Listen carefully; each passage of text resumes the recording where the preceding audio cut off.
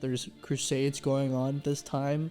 As we get closer to the 1500s, you have the bubonic plague that starts up in Europe, right? You have papal unrest that starts to happen, and you have the Protestant Reformation that actually goes on. Territories are insecure, there's chaos everywhere, there's a lot of violence, especially towards the papacy, and so the Pope moves out of Rome to France. Hello everybody, and welcome back to Leave the 99. This is our second part of this history lesson, so to speak, of evangelization and the life of the church. And we're just going to jump right into it. So I hope you guys are nice and settled and can listen to what the church has been doing for the past millennia, right? And that's what we're about to go into. So this is the second millennia of the history of evangelization, especially the missions of the church, right? And so this is from the age of about 1000, right, all the way to the 20th century, and even to me, right? This is what we're trying to do, is evangelize. So I really hope you guys are settled, and like I said earlier, just ready to take in all of this information. So again, to reiterate, before I even get into it, the blood of the martyrs is the seed of the church, right? This quote still stands, right, above everything, right, that in the church's life, right? And I don't think I have to reiterate what I said in the last episode, right, about right what Christ talks about with that specifically. So and another quote I want to preface this episode with in particular is a really famous quote, and a lot of you guys probably will know it, my Catholic audience, which is St. Catherine of Siena, right?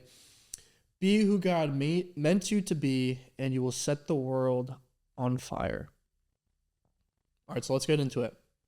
So the second millennia, right, we get into this first stage, right, of medieval Christendom, and also its global influence, right, on not just in the Mediterranean or in Europe, but also in the East, right, particularly with Asia and in Africa, and later on towards the middle of this millennia, we're going to see in the Americas as well, and all of the missions that happen there. But to start out, we're going to focus on Europe. So Europe has become very Christian, right, to say the least. We have a lot of Catholic monarchs at this time. The formation of Christian culture and civilization has taken a very strong hold, right, within the people, within the governments of a lot of these countries, right? And again, this is only made possible by these missions, by these efforts of evangelization. We talked about St. Patrick in our previous video, right? And he was that influential mission-based church, right, that has stood the time, right, in this first 1,000 years, and this is taking a very strong hold in these European countries in particular, right, and this gives context to what further comes, right. So out of this development, there are religious orders that begin to come about, right, out of these monastic orders, right, that Saint Benedict was the father of, right, in Western civilization and monasticism. So orders like the Franciscans, right, and the Dominicans, they start to pop up, right, and they, again, they're further witnesses of the holiness of truth, right, and right, the life that Christ calls each one of us to be. And in particular, we're going to focus on the founder of the Franciscans, St. Francis of Assisi. So again, for those who don't know St. Francis of Assisi, he, again, was an Italian kind of, was not very involved with his faith at a very young age. He was from a very privileged and rich family in Assisi, in Italy. He actually aspired to want to be a knight. There's crusades going on at this time, especially in the later half of the first sort of millennia, and especially at the early part of this second millennia of the year of our Lord. Right, so St. Francis, he becomes this soldier, right, this knight for Christ, or the soldier, right, and he goes to war, right, he joins these special forces, and he is captured. He's captured, and he becomes a prisoner of war, right, and after his release, he becomes seriously ill, and he actually experiences a very deepened interior questioning. although he set out, right, for this knighthood, for this honor, right, to make something of himself, so to speak, right, God actually intervenes in his story. So there, he has a dream. And his dream, right, God redirects his ambitions from, this worldly sort of glory, right, of legacy, leaving something behind as a man, right, to this divine service, right? And so from here, you get the seeds that God plants in his life, and he begins to answer this call, right, that God God has presented to him in his life. After this, Francis enters into a very prolonged spiritual struggle, right? He begins to pray in solitude. He begins to serve the poor, especially lepers. He was very involved with a lot of people with leprosy in particular, whom, people, they were ostracized from society, because of their disease. And he actually, sort of has this beautiful language of when he's saying, what seems bitter becomes sweet through God's grace, right? And so around the year 1205, the year 1206, he's praying before this crucifix in this small little chapel of San Damiano. Francis hears Christ speak. And what he hears is, Francis, go and repair my house, which, as you see, is falling into ruin. And at first, he's taking it literal, because the church he's in is this pretty broken down church, right? And so he starts to repair that church, right? And later on, obviously, he realizes that he's not just being literal. I mean, God is being literal in a certain sense, right? But he's thinking bigger, right? And this act, right, of trying to rebuild and kind of bring these churches back to life, right? There's this very dramatic confrontation with his father, right? And he comes from a merchant family, very rich family, and he renounces his inheritance, right? He basically he takes a vow, very much so, of poverty at this moment. And later, right, he goes to his bishop, and he embraces a life of radical poverty, of penance, and especially of joy. Right, he took on very seriously these instructions, right, that Christ brought to the apostles, and the fact of owning nothing, and the fact of preaching repentance, and to trust in God's ultimate providence, right? And in particular, something about his character that a lot of people talk about is his joy. Right? His joy is very distinctive. It's not superficial, but is a deep, spiritual, rooted humility, right? It's rooted in gratitude. It's rooted in humility. And often he spoke of, right, this perfect joy, which is found not in success, right, of the things he used to want, but ultimately in the praise of God and patient endurance of suffering for Christ, right? And so a couple years later, various other people who admired him, eventually were drawn to St. Francis's way of life, right? This intense poverty, this serving of the poor, right? All these things of penance, and especially of joy, right? And he brings, right, some of his close friends, and they make this fraternity of lesser brothers, emphasizing humility and service, right? Service particularly to the poor. So Francis composed a simple rule based largely on the gospel texts, right? So he traveled to Rome and sought approval from Pope Innocent III. According to tradition, the Pope initially hesitated, but after a symbolic dream of Francis holding up the crumbling Lateran Basilica, granted oral approval. So this marked the official beginning of the Franciscan order, and they have been ever so essential to the life of the church up to the present day.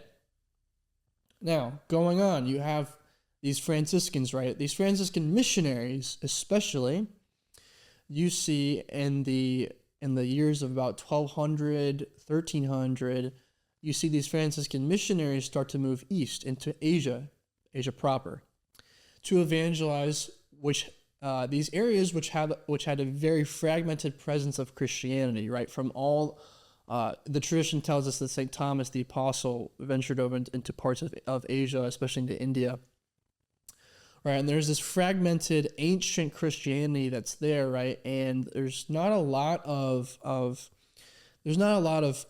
of kind of structure, right? Of concreteness, right? In these churches, especially amongst all of the other religions in Asia, right? You have Confucianism, you have Buddhism, you have Hinduism, all these other sort of pagan-esque religions, right? And so these Franciscan missionaries, by the grace of God, under the Mongol dynasty in Asia, were tolerated. They were tolerated.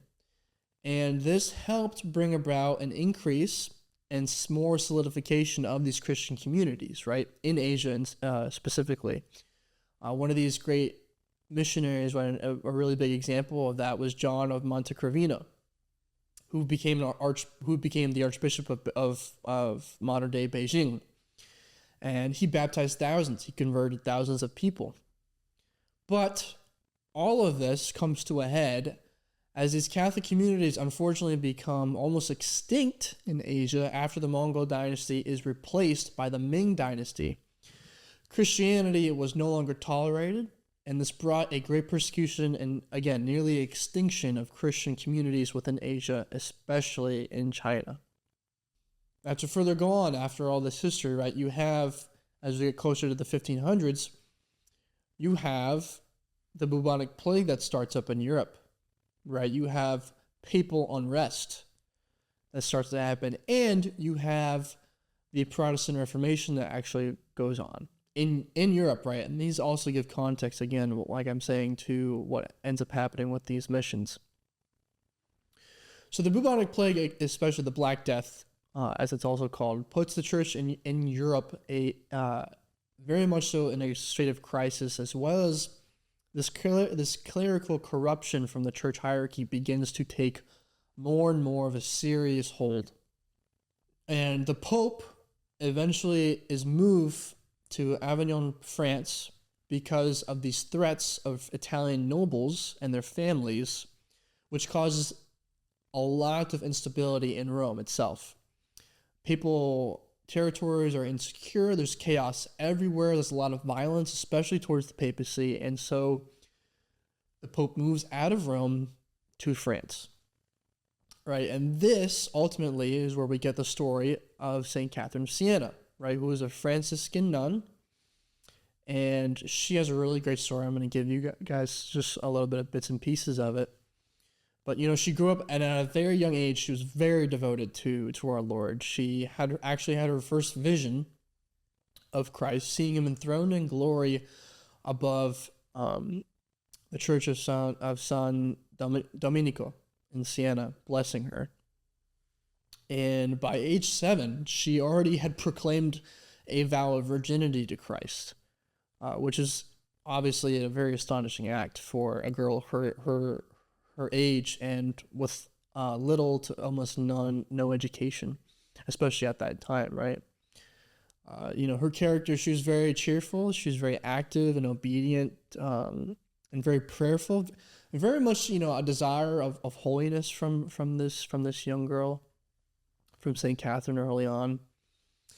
And so as she grew older, her family, right, they expected her to marry, right? And there's this famous story of where she actually cut off her hair to make herself less attractive to people, and also out of rebellion to her family, especially her father.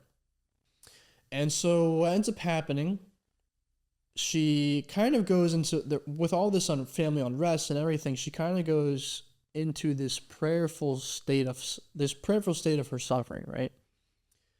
She describes, learning to live in an inner cell, right, a spiritual sanctuary within her soul, where she could remain, united to God regardless of what was going on in her life, and eventually, right, her family came to see and believe, right, that her vocation to to being a nun, to being a consecrated virgin was genuine, and it was not completely, right, it was not just out of rebellion or something, but it was, her vocation was actually genuine and true.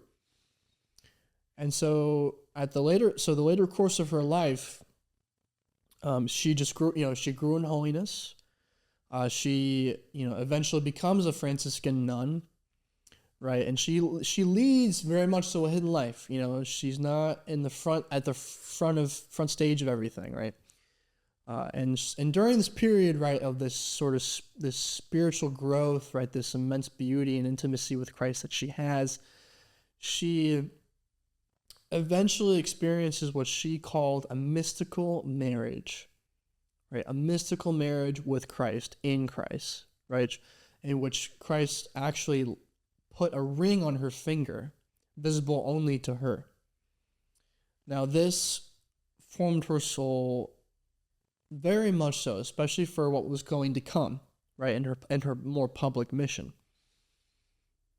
So, she began to care for plague victims, right? She began to convert people, right, in this sort of now open mission, right, of her own. And she began to attract a lot of attention from priests, from nobles, from bishops, from kings, from people in high places of power, right? And eventually all these people, they started really revering her as a very legitimate person of credibility, right? And so even though she was illiterate, she dictated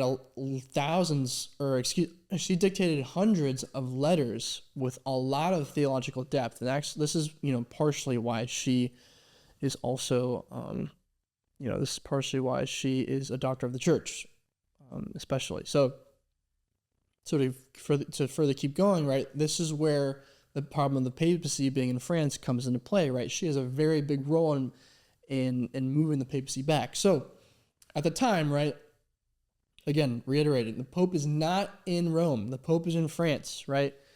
It's a very damaging situation right now, and it really questions the church's unity and credibility all at the same time, right? And St. Catherine was convinced, obviously by God's providence and God's will, right, that the Pope must return to Rome. That is the home of the papacy, right? And she believed in her whole heart and soul that's where the Pope is supposed to be. And so she wrote to Pope Gregory IX, calling him to be courageous, calling him to stand up, right, to all these external factors that the papacy is experiencing, and to just go back home, right? Rome, sweet home, right? And so St. Catherine actually travels to Avignon, right, and to talk with the Pope, right?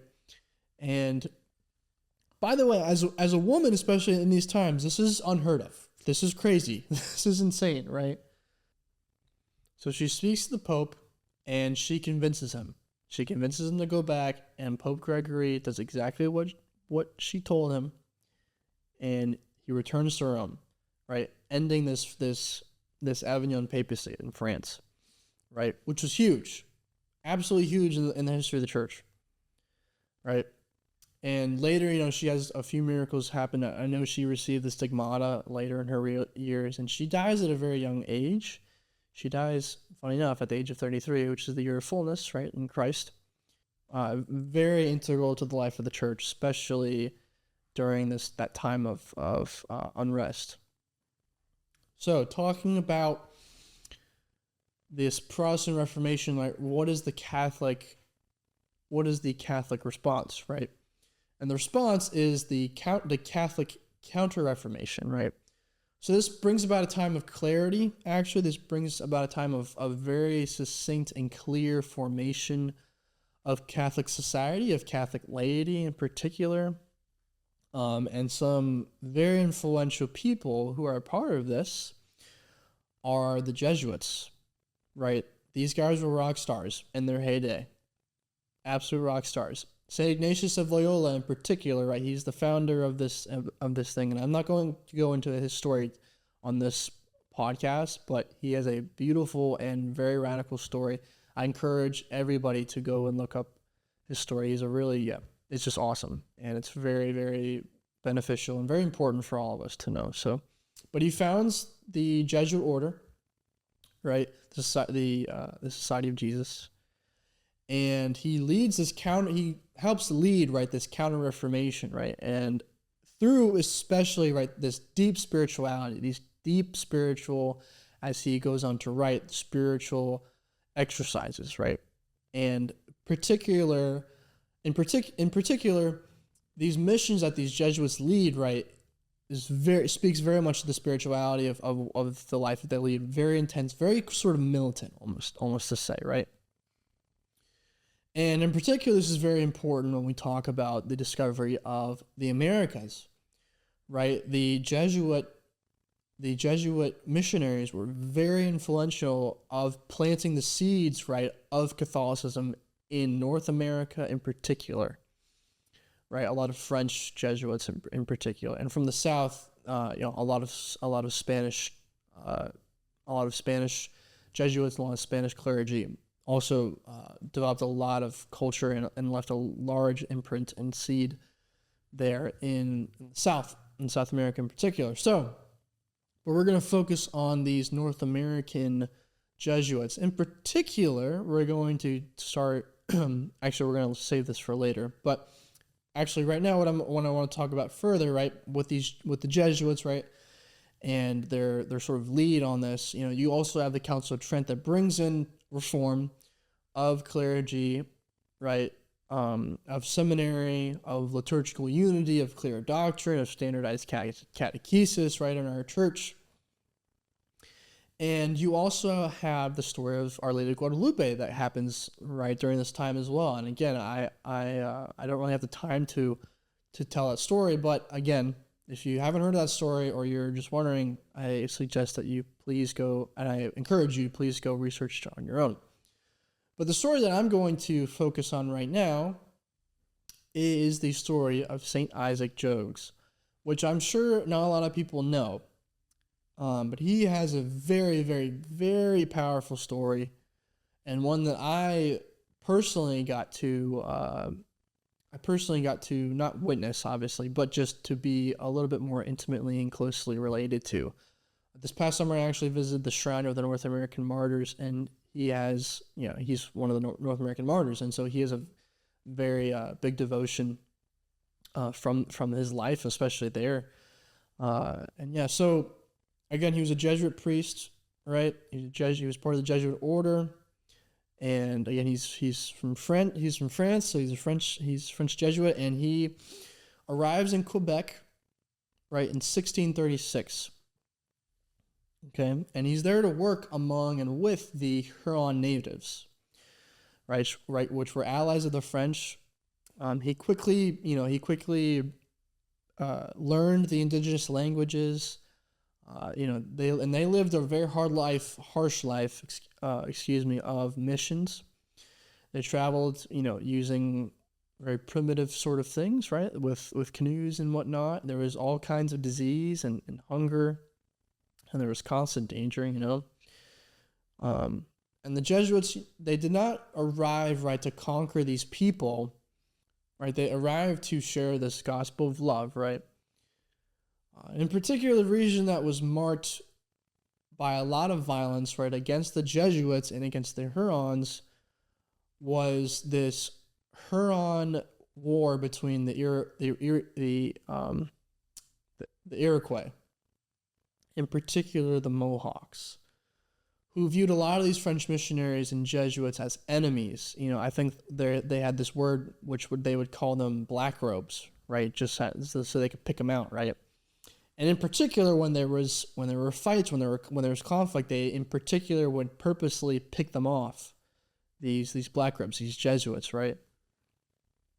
And so we know a lot of this because of St. Isaac Jogues. A lot of what I'm about to tell you is a lot due to his own diary, and a lot of the information that I'm about to tell you. So in August of 1642, Jogues was traveling with a Huron party, and they were eventually ambushed by Mohawk warriors.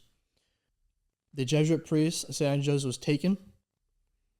Him and I think he had one other companion with him. And they were taken, they were captured, and they were brought to the Mohawk camp.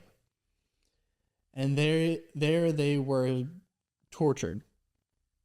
I don't know if for anyone who goes to the shrine of the North American Martyrs, you see this hill, right, where the shrine is on the very ground where the Mohawk village used to be, right? But going up, there's this hill, right, and it's the same hill that Jogues and his companion, I'm pretty sure at this time it's Goupil.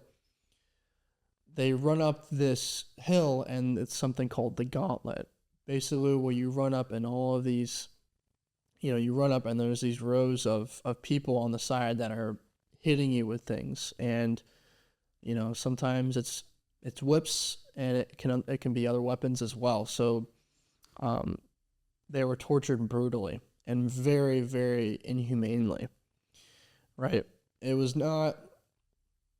also wasn't very random. It was systematic. It was purposeful. And Jogues was able to survive, really only to the due of God's grace, I think anybody who would be enduring something like that, that's obviously absolutely necessary. But even while he's in captivity, right, he still works his mission, right? He still tends to the spiritual need, right, of these people, right? These people that he's amongst, right? Even though he's their captor, or he's their captive, he still ministers to his captors, right? And in particular, something that they would do, right, with these tortures, they would chew off his fingers. I don't know if you've ever seen any statues or any icons of St. Isaac Jogues. You'll see he has a cut on his forehead, and then you'll see that he has fingers missing, right? And so, very intense captivity there. His fingers, were very mutilated, very, very, just very not good looking, to say the least. So, but eventually, Jogues escapes.